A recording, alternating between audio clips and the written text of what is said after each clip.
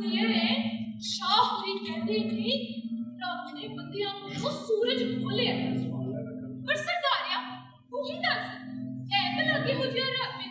ਜਿਹੜਾ ਆਪਣੇ ਬੰਦਿਆਂ ਤੇ ਇੰਨੇ ਜ਼ੁਲਮ ਕਰਦਾ ਔਰ ਨਾ ਵੇਖ ਕਿਤੇ ਐ ਤੇਰੀ ਧੀ ਤੇ ਨਹੀਂ